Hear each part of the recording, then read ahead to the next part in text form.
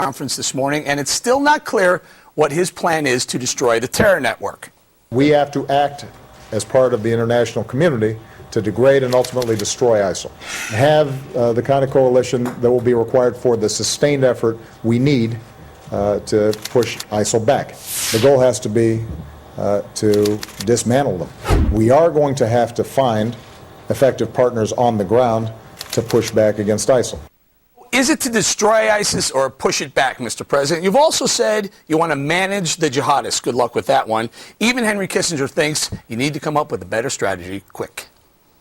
I think when they kill an American, when they cut the throat of an American on television and distribute that around the world, then a measured response is inappropriate. One cannot play this as a normal state-to-state game.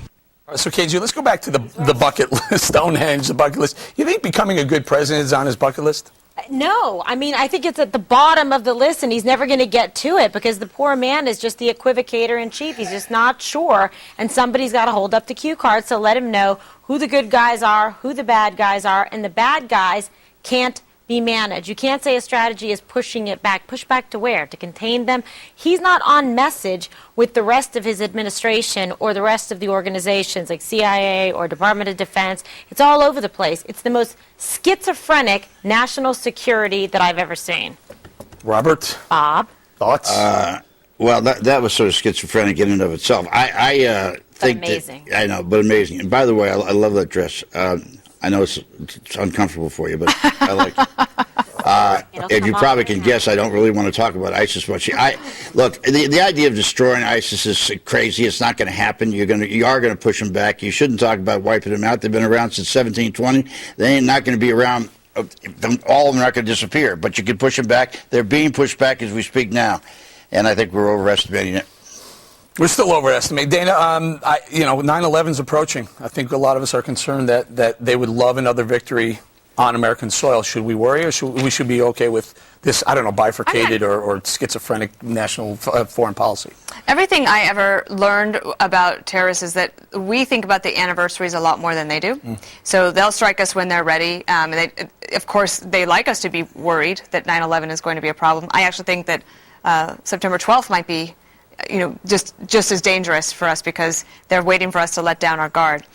I don't understand. There's a question that the media is not asking, which is this. Why is there a scramble right now to try to push back ISIS? If indeed the president had in his presidential daily brief since January regular updates on ISIS and warnings, you had congressional testimony, why now all of a sudden scrambling at the NATO meeting to try to pull together a coalition to push back ISIS? Why not? The American taxpayer invests a lot of money into our military, into our intel, and we entrust the President of the United States to uphold the most solemn obligation of his oath, which is to protect the country. Why we have to make scrambled eggs every time there's a crisis, it concerns me, and I think that is a question that the media has to ask along with the question of what do we do next. The thing about the Stonehenge thing, the picture, that I don't mind that the president spent 20 minutes sightseeing and knocking something off of his bucket list. But remember, this is the White House that says they're not that worried about optics. Today, to show the president of the United States standing alone amongst the rocks by himself, there's the picture of that one woman there, but I would have asked David Cameron or somebody to walk with him or get some staff or have some. Take the pilot, whatever you have to do, so that you don't have to. He's standing alone. I don't think it's a good optic. He went there. Image. He went there because he wanted to see what real stones look like. I got that. Yeah. Hold on. It's two things. Can I stay in the Stonehenge for a second, Greg? Is it smart with all that's going on and everyone's waiting to see who he gets to come help us combating ISIS to say, wow, this is so cool, Stonehenge, right? And here's another thing off my bucket list. Is he just tone deaf on what the American people are waiting on him? They don't want to hear Stonehenge, bucket list, cool. They want to hear, what are we going to do about ISIS? It's a symptom of a much larger issue. We cannot fight the real threat if we no longer can identify the real threat. The PC movement has effectively castrated 2 generations with identity politics. We put pigment over patriotism. We have taught that we must fight amongst ourselves. And so when we have an external threat, we don't even know what it looks like. We don't even think that it's actually threatening because we're too fearful also of being accused of bigotry. So we have a lot of great progress that has happened in this country, but it doesn't mean anything if you're going to be headless. So it's time, I believe, that the country has to unite. And it has to unite and stop bickering and look that there is something out there that wants all of us dead. It doesn't matter whether you're white, you're black, you're Hispanic, you're gay. What's the point of gay marriage if you don't have a head? Yeah, but the point is, if we're going to unite, I think it's a good point. Like but that. You don't want them to play golf. You don't want them to go to Stonehenge. Right. I assume it's okay because of the bathroom, right? Yeah, but we that's we fine. would like him to not have fun while Americans are being beheaded. Part of it is He's doing a tour for 20 minutes of a historical site. Can you imagine, with all eyes, not only in America, all eyes around the globe are waiting to see what he's going to do, because frankly, ISIS is a threat to a lot of people, not just Americans. Everyone's waiting, and this is what he comes up with. Wow, this is really cool. Stonehenge. I just knocked something off my bucket list. He's bombing them every day. And the other thing I would say to you is we spent a lot of money by the American taxpayers to put together a military in Iraq. It doesn't do its job. All right, let me do this. Let's do this. ISIS is spreading. This is really... Why not? I mean, what do you think? You know they do why? their job? You know why? It's okay for you to go ahead and put down the Iraqi people who have also suffered a lot of loss of lives because you've got Muslims killing Muslims over there. The bottom line is if we had set them up for success instead of failure by providing an infrastructure to help them continue to... That's what we did. I'm sure they'd be more than happy to defend This their is a country. perfect transition for this. ISIS is spreading. Not everyone is surprised. Listen to this very, very carefully. Back in 2007, President Bush 43 predicted what would happen in Iraq if the U.S. withdrew too soon. Watch this one very closely. He was spot on. To begin withdrawing before our commanders tell us we're ready would be dangerous for Iraq, for the region, and for the United States.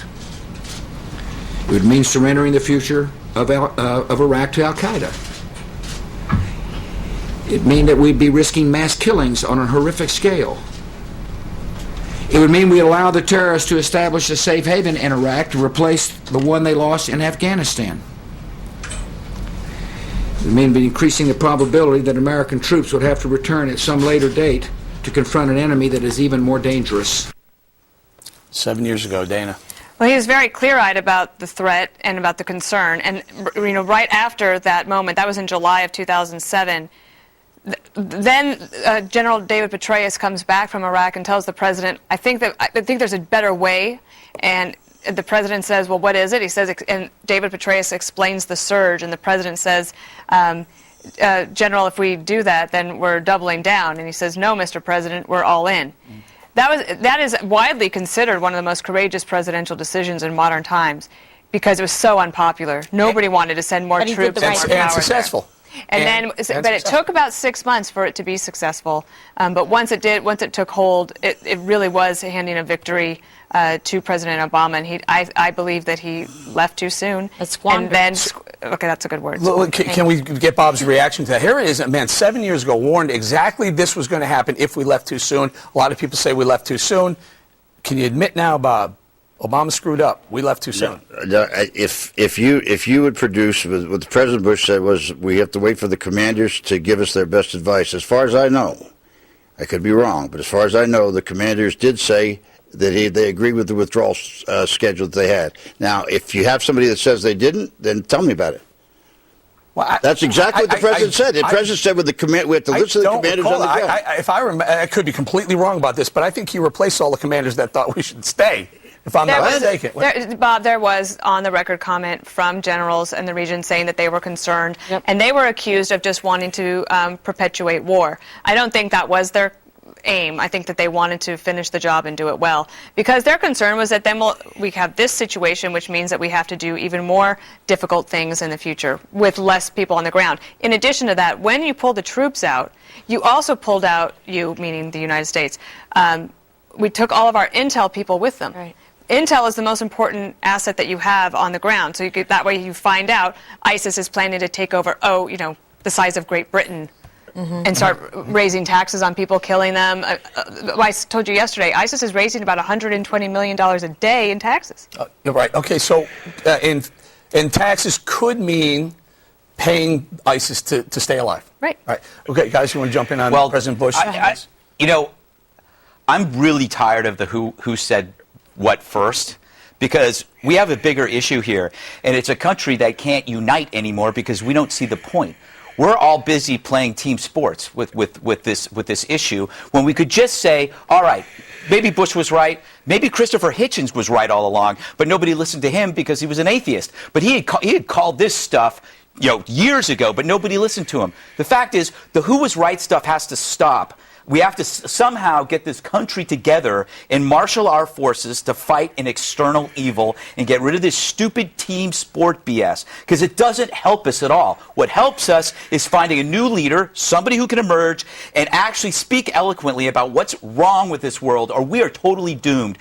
Squabbling doesn't help. But I agree with that, Greg, except for that President Obama has about a third of his presidency left. True. So, I mean, there will be a new leader, but it's 2.5 years away. There might have to be somebody that isn't him, that's in his party or from another country, who stands up and prevents the Western decline. Because that's what we're talking about here, a Western decline. But the problem is the West doesn't care. Can I throw something else? Instead of who was right, how about I was wrong? How about Obama saying, okay, He's not going to do that. Why not? It's not in his psychological profile.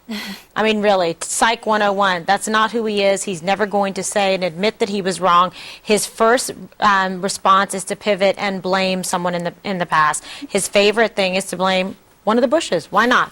Blame Bush, because he doesn't want to take ownership. I defy you to tell me one time he said that recently. Blame Bush? Blame Bush, yeah. This is what he does all the time. I'll tell you what I This is think the answer Bush's is. problem Look, too, remember? Because, he wanted to go for the on this. democratization I of agree Iraq with and Greg the Middle East. says that where Obama was and where I was and I remain, it was a mistake to go into Iraq, and I remain there and will stand there. And I just think it was a bad war. So you leave it at that. We weren't going to agree. And that's the point.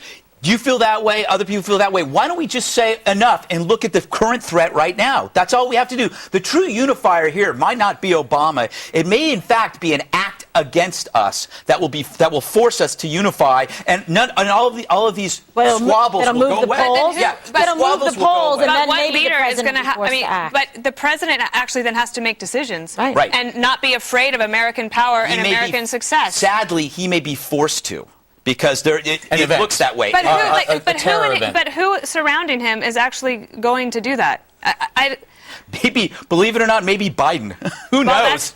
I guess. I'm getting desperate. The point is, if the public sentiment and the politics show that he has no other recourse, then he will be forced to act. But it will be too late, and it will be due to some catastrophic, horrible event, because he doesn't have it in him to make this leadership decision, like Bush did at the time, to double down and do the surge. Like you said, it was politically courageous. It was the right thing to do. And that's where great leaders step in to do, not what the poll told them to do, what they know in their heart and mind is best interest of the people in this country. We're waiting, Mr. Last President. thought before we go. I'm tired of listening to this bashing of the president. Let's let it go. No. Okay, we're going to leave it there then. Next, will Hollywood have... Sometimes I get a good feeling. Yeah.